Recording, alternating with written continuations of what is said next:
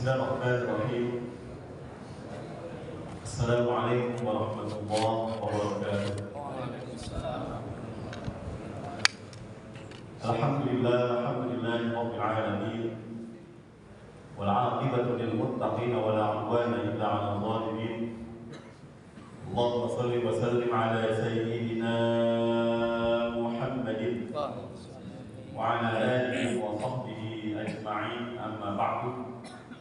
Subhanaka la 'ilma lana illa ma 'allamtana innaka antal 'alimul hakim.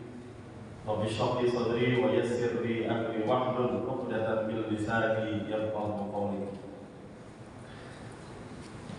Al-Mukarramun, segenap pengurus TKM Masjid Jami'at Taqwa yang saya hormati, akhina Bapak Haji Arif, Imam Masjid Taqwa, dan segenap para jamaah sekalian, bapak-bapak, ibu-ibu, semua yang hadir di sini.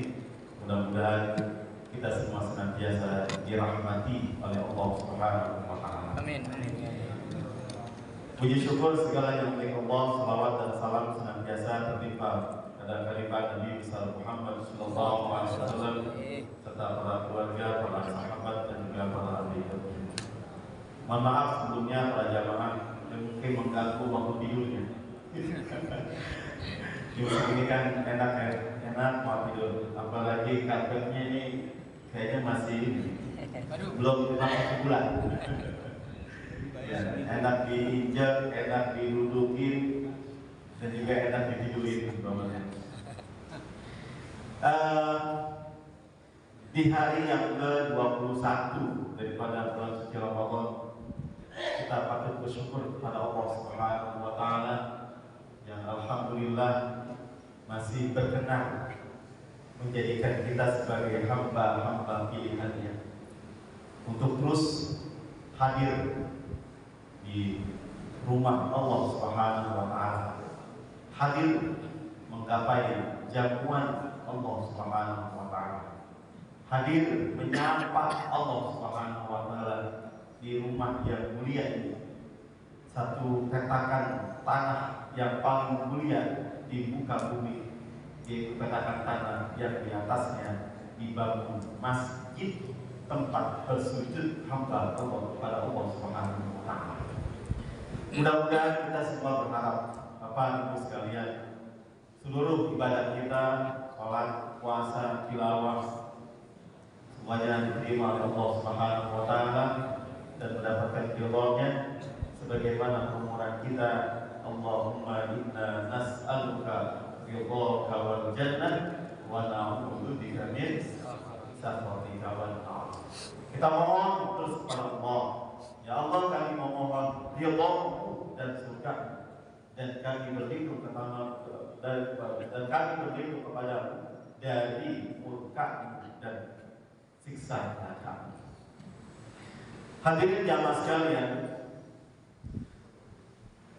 bulan Ramadan ini adalah bulan di mana Allah Subhanahu wa Ta'ala ingin mengembalikan kita kepada karakter keaslian manusia. Allah Subhanahu wa Ta'ala ingin dengan adanya bulan suci Ramadan ini terhimpun kembali atau menguatkan kembali karakter-karakter keaslian kita. Kalau dalam istilahnya, pengembalian karakter itu diistilahkan dengan kalimat Idul Fitri, kembali kepada karakter keaslian. Bukan saja sekedar kembali kepada fitrah, tetapi ibadah bulan suci Ramadan ini mengembalikan karakter-karakter keaslian kita. Kalau di dalam Al-Quran itu Bapak, minimal ada 4 karakter keaslian yang hendak Allah kembalikan ke dalam jiwa kita. Yang mungkin ini sih mungkinnya, yang mungkin sebelum bulan Ramadan karakter keaslian ini jauh dari jiwa kita.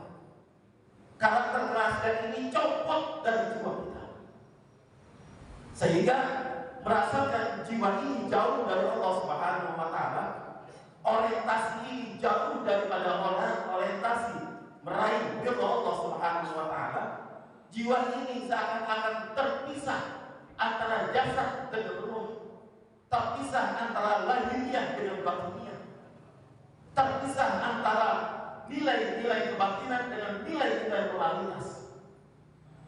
Dan ibadah Ramadan ini dengan pembakaran yang tersusun, yang tersistem, yang sangat rapi, Allah Subhanahu wa taala hendak mengembalikan karakter-karakter keaslian kita.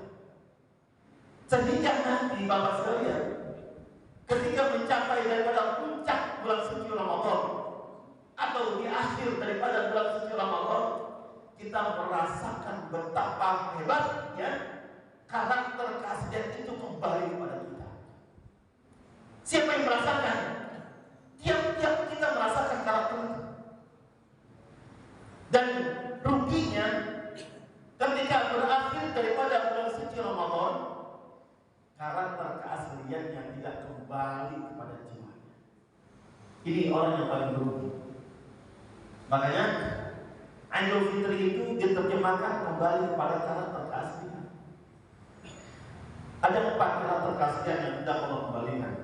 Yang pertama, karakter keaslian sebagai Abdullah. Karakter keaslian kita sebagai hamba Allah.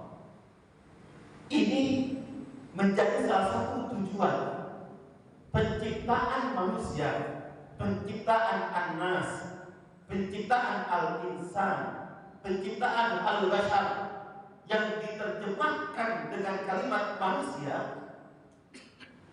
Karakter asli yang pertama adalah Abdullah. Kita ini sebagai hamba Allah. Manusia itu terbagi 2.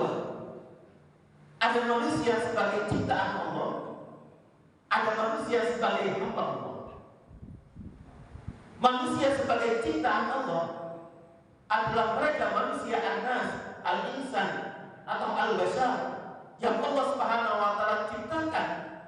Namun kehidupan sepanjang hidupnya di dunia, muatan kehidupannya tidak bermuatan ketundukan dan kepatuhan kepada Allah. Duit banyak, tapi maksiatan banyak yang dilakukan. Tidak ada keimanan dalam dirinya. Bisa jadi kekufuran lebih mendominasi daripada keimanannya, sehingga tidak tergambar dalam wajahnya. Dia ini sebenarnya hamba siapa? Hambanya Uhud, hambanya gunung, hambanya batu, hambanya api, hambanya matahari, atau hamba siapa? Ada nggak hamba matahari? Ada ya? Hamba Uhud ada nggak hamba pohon? Ada. Ngasih kembang, ya. Ngasih pisang goreng sajian, ya kan, ada bubur apa tuh ya? Bubur putih, bubur coklat, kita taruh di bawah Uhud, gitu kan? Terus ditambah dipan. Itu hamba Uhud. Ada hamba gunung mati bersujud kepada gunung. Ada hamba laut, dikit-dikit sajian ke laut, lempar, sajian ke laut, lempar, makanan ke laut, hamba laut. Tetapi yang Allah Subhanahu wa taala inginkan dalam Ramadan ini mengembalikan karakter keaslian kita sebagai hamba Allah Subhanahu wa taala yang tidak ada kepatuhan secara totalitas kecuali kepada Allah, atau kepatuhannya kepada manusia dalam konteks kepatuhannya kepada Allah. Inilah tujuan utama penciptaan manusia. Wa ma khalaqtul jinna wal insa illa liya'budun. Makanya kan begini Bapak, dalam Al-Quran itu ada yang disebut dengan Abdul. Abdul itu hamba. Allah memuji Nabi Muhammad dengan dengan kalimat Abdul. Ya. Sudah Allah akui Nabi Muhammad sebagai hamba-Nya. Subhanalladzi asra bi 'abdihi. Ya. Dalam ayat Isra wal Mi'raj, ya, Allah langsung subhanalladzi asra bi 'abdihi. Dia maha suci Allah yang telah menjalankan hamba-Nya. Yang siapa yang dimaksud? Nabi Muhammad sallallahu alaihi wasallam. Ada yang disebut dengan abid. Abid ini bukan ahli ibadah. Abid ini adalah penyembah secara umum. Dia penyembah berhala, disebut juga abid, yang artinya orang yang menyembah, orang yang beribadah. Penyembah patung, abid namanya. Penyembah pohon, abid namanya. Penyembah gunung, abid namanya. Dalam surah Al-Kafirun, ya, la a'budu ma ta'budu wa la ana 'abidun, ya, wa la ana 'abidun ma 'abadtum wa la antum 'abiduna ma a'bud. Penyembah berhala disebut abid. Penyembah patung disebut abid, orang yang menyembah. Tetapi yang disembah bukan Allah. Penyembah Allah Subhanahu wa taala diistilahkan dengan kalimat abdul, hamba. Jamaknya adalah ibadu. Nah, gitu. Jadi kita ini adalah hamba Allah, ya, abdul. Makanya Ramadan dengan berbagai program yang Allah Subhanahu wa taala kemas di bulan suci Ramadan ini ingin mengembalikan karakter keaslian kita yang pertama sebagai hamba Allah Subhanahu wa taala. Bukan hamba siapa-siapa. Dan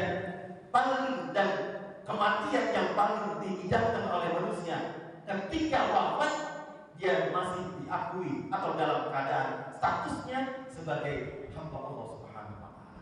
Bukan sebagai hamba duit, bukan sebagai hamba jabatan, bukan sebagai hamba atasan, bukan. Tapi sebagai hamba Allah Subhanahu wa taala. Itu satu. Yang kedua, karakter yang Allah ingin kembalikan kepada kita adalah sebagai hamba yang mulia. Tadi sebagai hamba Allah. Yang kedua sebagai hamba yang mulia. Kemuliaan dalam perspektif Al-Quran dan Sunnah tidaklah diukur dari kekuatan finansial seseorang. Yang semakin banyak uang yang digelontorkan, maka semakin banyak orang yang patuh dan tunduk padanya. Kemuliaan dalam Islam bukan ditentukan oleh tingginya jabatan seseorang. Yang satu ruangan orang semuanya tunduk dan patuh padanya. Oh, di kantor semua orang diopili. Kamu yang duduk, kamu mau patuh dulu. Ngobrol aja, kerja. Oh, orang patuh, takut. Pas pulang telat, jombel dapat dirinya. Kicep, tau kicep? Tau kicep? Uyung. Kicep tuh kalau sate tempat kumpul tuh. Kicep. Kecap. Semua orang jombel.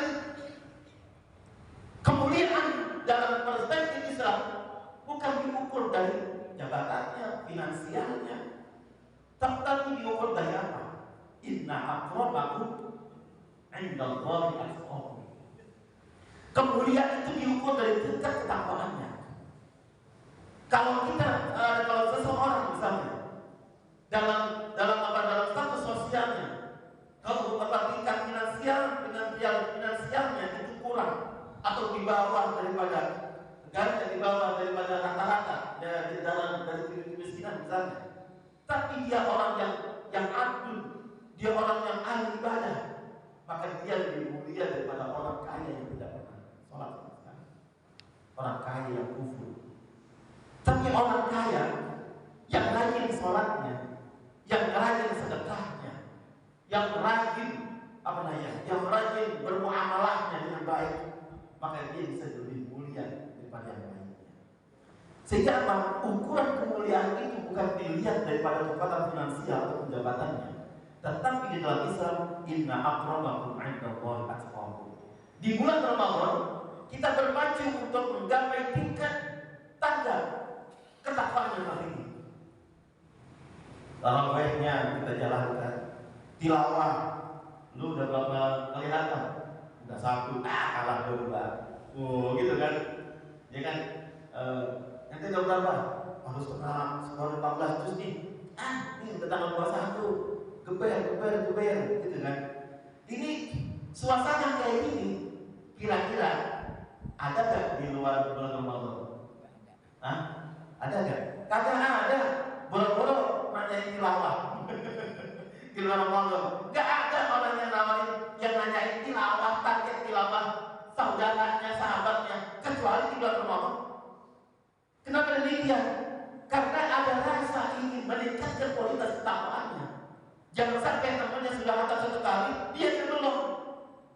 Wah, dia udah sekali hafal, gua belum, gua pacu nih. Ya.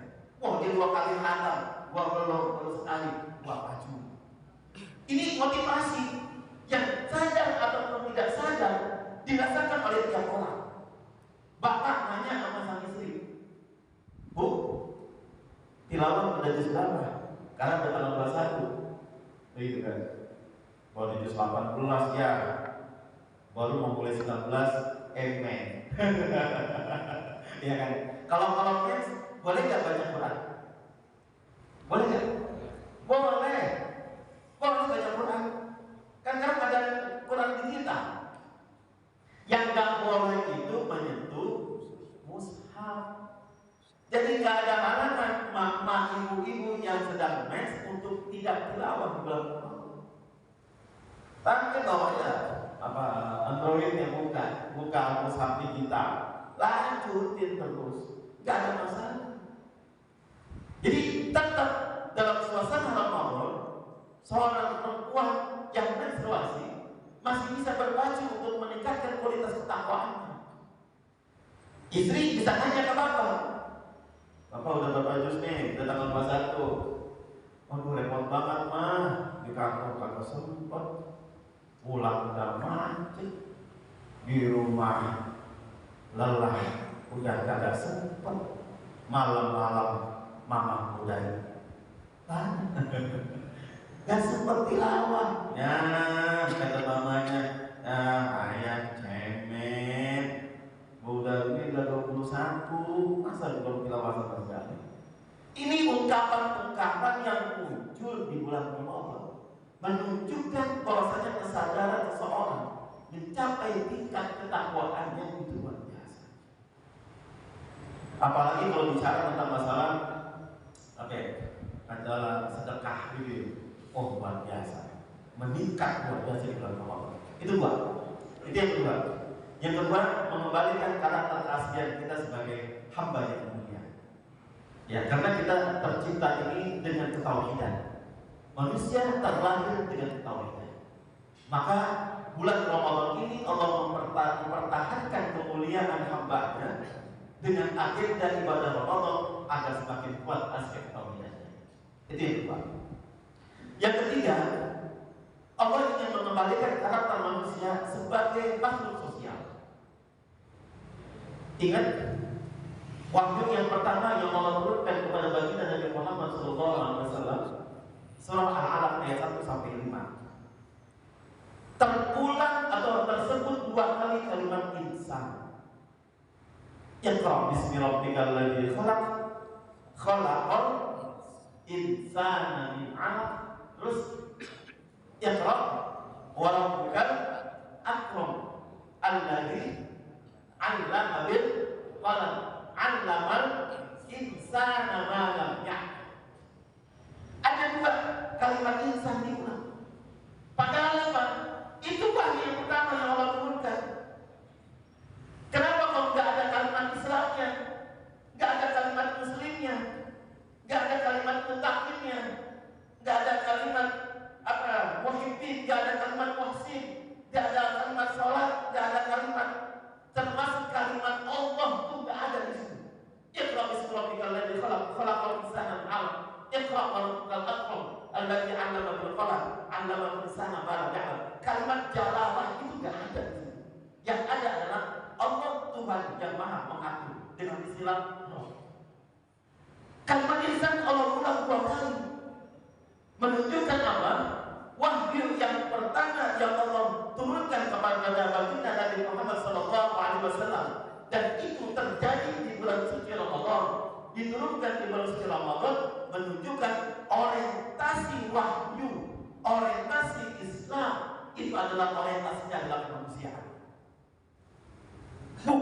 individualisme.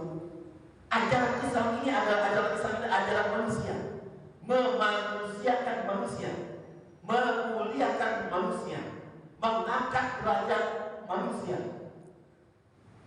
Bagi mereka yang mengamalkan ajaran Islam, baik mereka notabene-nya muslim ataupun kafir, maka dua-duanya akan mendapatkan manfaat. Dua-duanya akan mendapatkan manfaat. Orang kafir sedekah, ya kan? Dapat nggak balasan sedekahnya? Dapat nggak? Dapat. Kalau pas lagi apa? Lagi fungsi pajak, bagi-bagi amplop ya kan? Bagi-bagi amplop, ya kan? Yakin nggak tuh mereka yang beragama kaum muslimin bagi-bagi amplop, yakin nggak? Apa rezekinya akan berlimpah? Itu ajaran Islam. Siapapun yang menggunakan, yang mengamalkan, maka dia akan mendapatkan manfaat. Yang muslim maupun non-muslim. Nah, kenapa orientasi ajaran Islam itu adalah al-insan? Makanya manusia itu karakter aslinya adalah makhluk sosial. Dia harus bergaul, dia harus keluar dari box, dia harus keluar dari zona nyaman. Saya mau di rumah aja dah, mau mana-mana. Yang penting makanan tinggal pesen pakai ojol, mau minum tinggal pesen, ya mau nonton TV udah enak, ya mau pengen perabotan tinggal pesen. Nah, selesai mau keluar, puyeng lihat orang, jadi ada nggak orang yang puyeng lihat? Puyeng lihat orang misalnya? Nggak bisa hidup begitu, nggak bisa. Manusia harus berinteraksi, harus bergaul, harus bermuamalah. Nah, bulan Ramadan ini Allah mengeluarkan manusia dari inboxnya, dari kotaknya. Jangan di kotak dulu. Kalau sholat di musola atau masjid, jangan di rumah dulu.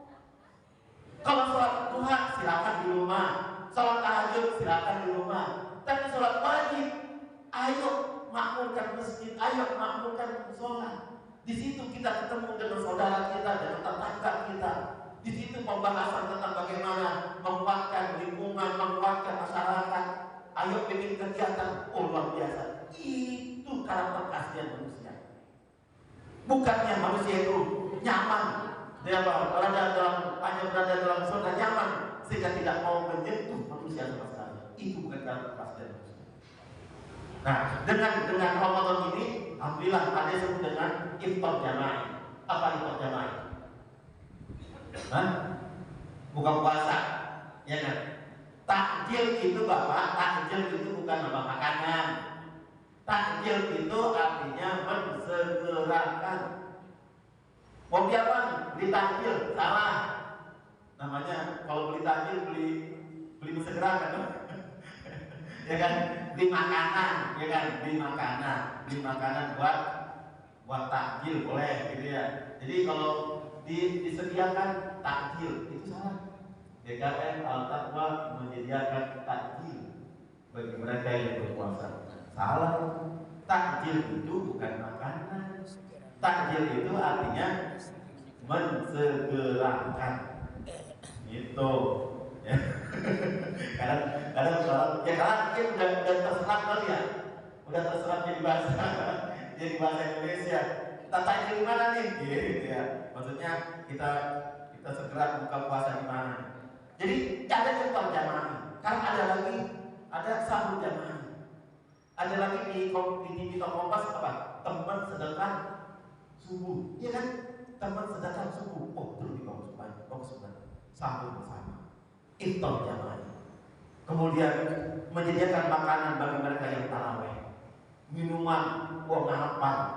Bagi mereka yang taraweh silakan menikmati minuman yang disediakan oleh jamaah. Mau taraweh, mau kopi disediakan, ada dispensernya. Mau ngetes silakan, mau energi silakan, udah disediakan oleh DKI. Luar biasa. Ramadan ini kita ngumpul, kita menyanyi. Ini karakter asli. Itu yang ketiga.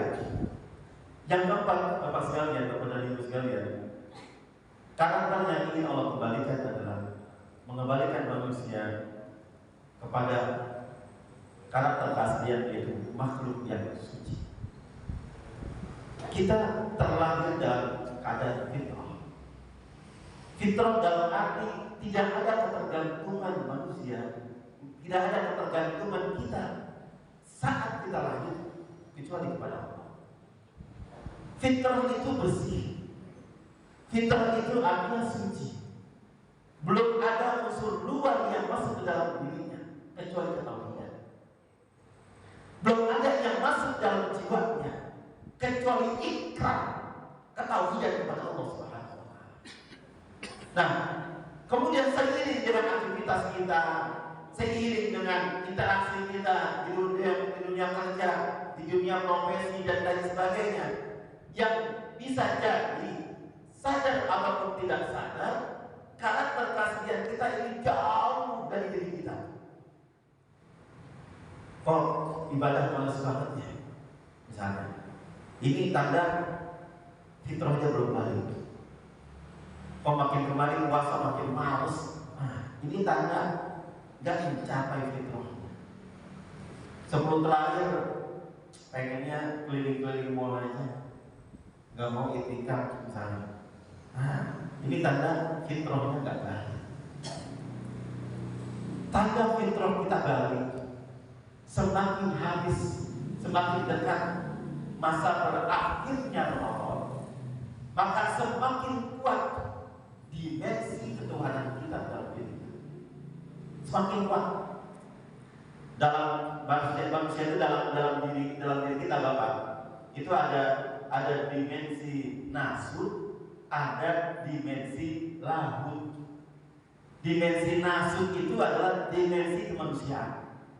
Makan, minum, mancing, main balap-balapan, itu dimensi manusia. Senang, ketawa, kemudian jalan bareng, ngabuburit, nonton, berenang, main bola, segala macam. Itu dimensi nasut, dimensi kemanusiaan. Ada rasa cinta, ada rasa amarah.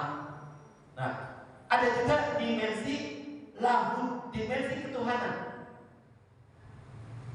Keinginan untuk berbuat baik, keinginan untuk berzikir, keinginan untuk sholat malam, keinginan untuk tilawah, keinginan untuk sedekah, keinginan untuk berbuat baik, keinginan untuk ini yang semua yang positif.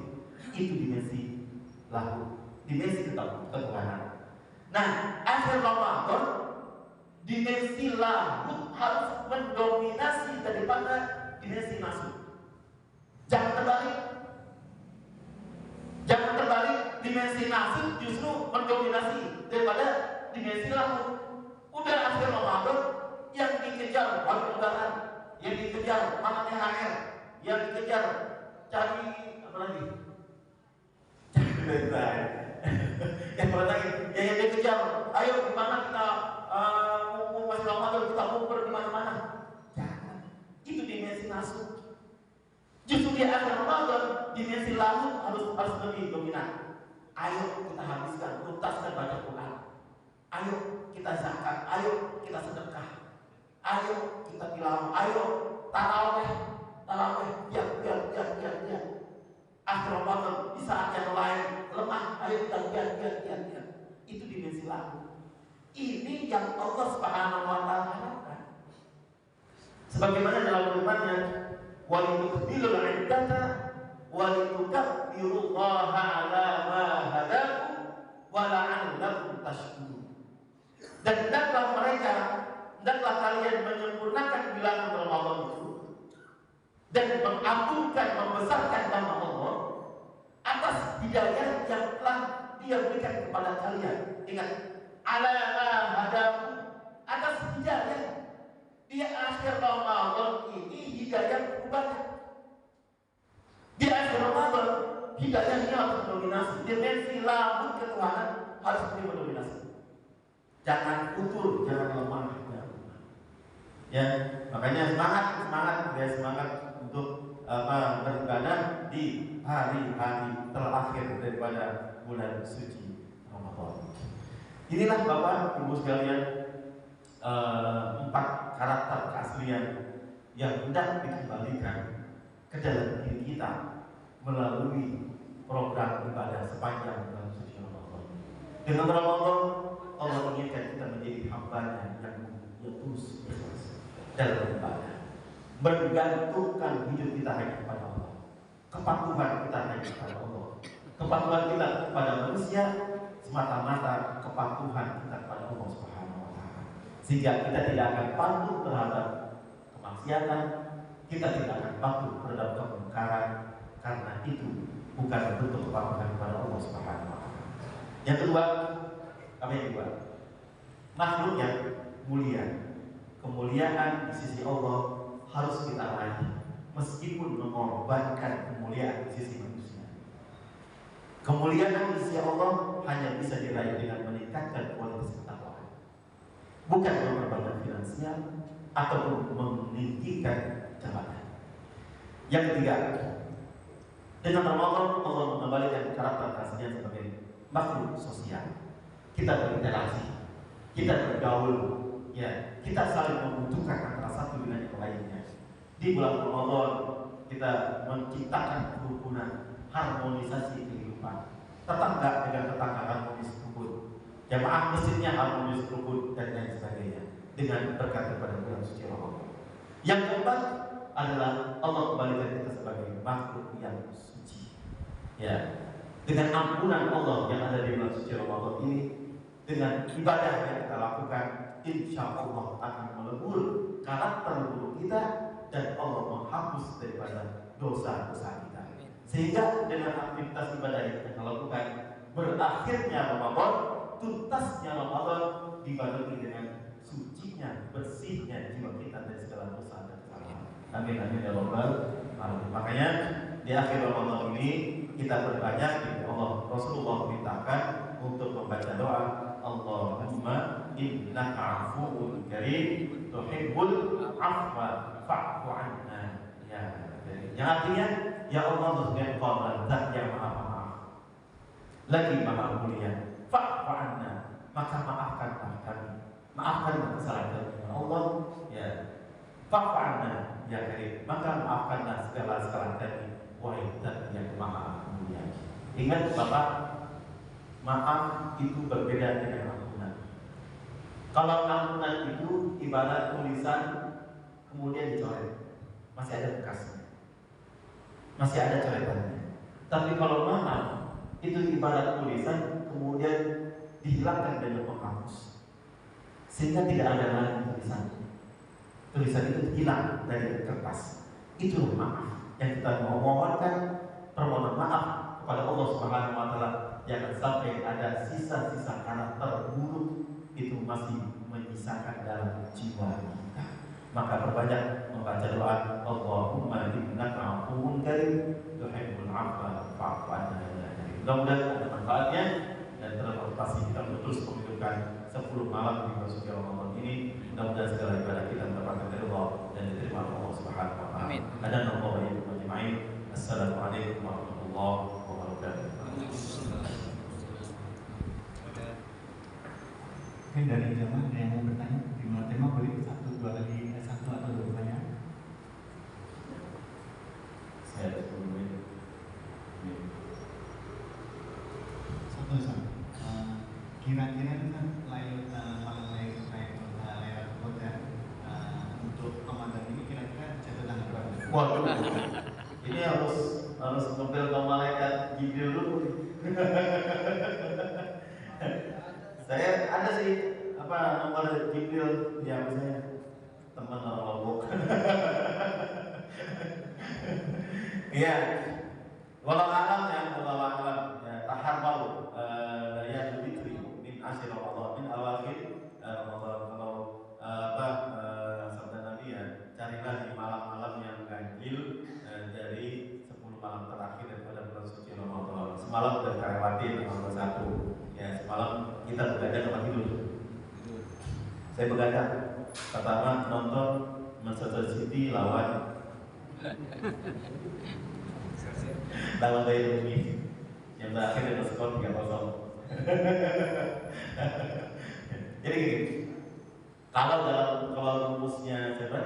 Rumusnya Imam Ghazali, kalau awal Ramadannya itu hari Kamis, berarti dominan untuk biasanya, ya biasanya ini kan biasanya.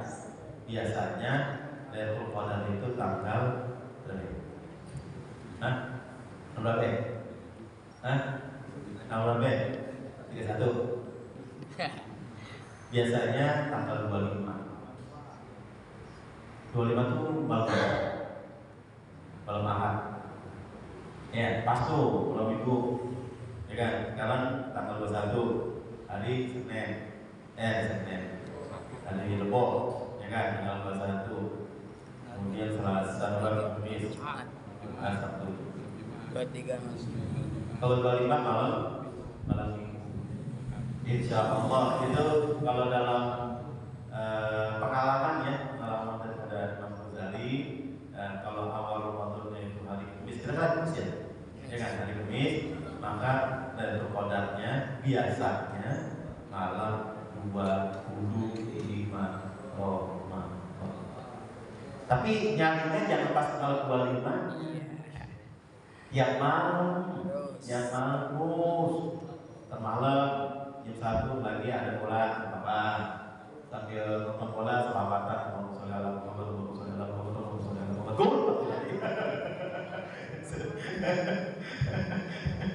boleh kan gitu kan ya kan semalam saya tilawah begitu di rumah tilawah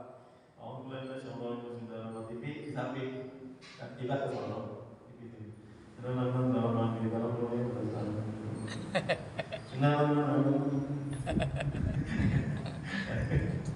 ya, jadi nyarinya tiap malam dan dikencangkan dan lebih dikencangkan di malam 25.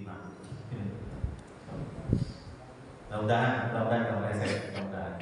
Karena ini pengalaman Imam Ghazali ya, pengalaman beliau yang bapaknya daripada segala itu. Lihat Pak, masalah.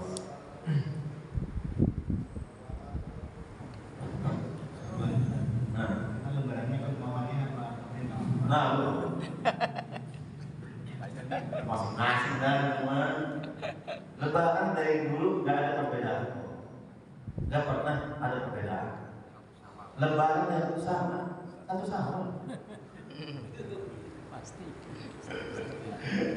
Ya kan, nanti ikut aja lah, ikut pengumuman aja ya kan terserah mau ikut pengumuman, nanti ada pengumuman dari tim Hisab Ruqyah dan Kementerian Agama sebagai ulul amri ya, sebagai ulul amri orang yang diserahkan urusan untuk mengatur urusan agama, itu disebut dengan ulul amri. Dalam konteks ini adalah Kementerian Agama. Ulul amrinya bukan Kementerian Dalam Negeri. Ulul amri dalam masalah ini bukan Kementerian Sosial, tapi ulul amri dalam masalah ini adalah Kementerian Agama. Nanti kita ikuti saja penetapannya. Misalkan sudah mengirimkan tim di wilayah barat, timur, tengah gitu ya, dan di beberapa titik. Satu saja dari titik itu ada yang melihat hilal, maka sudah dipastikan besoknya lebaran. Itu satu aja. Kalau misalnya semuanya tidak melihat, ya sudah, nambah 1 hari, disempurnakan 30 hari. Kalau misalnya di sini belum Ramadan, belum lebaran, di Malaysia udah takbiran, itu gimana? Ikut Malaysia atau ikut kita lokal? Indonesia. Kita belum lebaran, di Mekah udah takbiran, ikut mana? Ikut mana? Ikut kita, ya kan? Soalnya kan tempat terbitnya di sini dulu. Ya, kita akan lebih dulu tempat terbenamnya matahari atau terbitnya hilal. Ya, kita kan terbenam duluan. Bisa jadi di Indonesia hilal itu ketinggiannya masih di bawah 0 misalnya. Nah, karena selisih kita dengan Saudi itu 4 jam, ya, maka bisa jadi ketika di Rukyatul Hilal di Saudi, hilalnya kelihatan 4 jam, ya kan? Udah tua usia hilal. Makanya karena beda matlak, beda tempat terbitnya hilal, maka berbeda pula dalam pengambilan keputusan. Dan ini merupakan sunnatullah. Bukan berarti Islam itu terpecah. Islam itu sesuai dengan basis ilmu pengetahuan. Justru kalau orang Indonesia lebarannya ikut Saudi itu tidak sesuai dengan disiplin ilmu pengetahuan. Tuh beda mantra, beda tempat terbit, masa ikut ke Solo? Maka sesuai dengan konsep ilmu pengetahuan, ya sudah, si kita ngikutin tempat terbitnya hilang sesuai dengan geografis kita di Indonesia. Jadi nggak usah ikut-ikutan mana. Ya kan kita radio, oh di Saudi udah Amirah, wah masjid. Assalamualaikum warahmatullahi wabarakatuh. Oh, di negara Saudi sudah takbiran, maka masjid At-Taqwa malam ini mengadakan takbiran dan bisa melaksanakan sholat Idul Fitri. Jangan ikut-ikutan, nggak sesuai dengan disiplin pengetahuan. Ya, lagi, ya. Kalau bapak yang mudik, bagusnya puasa atau batalin puasa? Nah, bapak mudik, ya bagusnya puasa atau batalin puasa? Nah, Puasa. Puasa batal. ya. Walaupun musafir dapat rukhsah, ya, dapat keringanan, tapi ayatnya wa an tasumu khairul lakum. Dan jika kalian berpuasa itu lebih baik. Jadi kalau puasa, bapak dalam perjalanan mudik pulang kampung, kalau untuk puasa lebih baik puasa. Tapi kalau untuk sholat lebih baik jamaah kosong, ambil kosong. Itu bedanya. Bedanya puasa sama sholat. Ketika kita safar, kalau sholat jangan main-main, udah ambil kosong, jangan mau berlaku. Nah, ada orangnya nggak usah ambil kosong, tadi sholat asar. Oh, jangan berlaku. Nggak tahu kita kondisi jalan. Kalau sholat lebih bagus ambil kosong. Tapi kalau puasa lebih bagus tetap berpuasa. Baik, lagi, Bu. Ya. Terima kasih para sahabat semua. Kita dulu kajian ini dengan membaca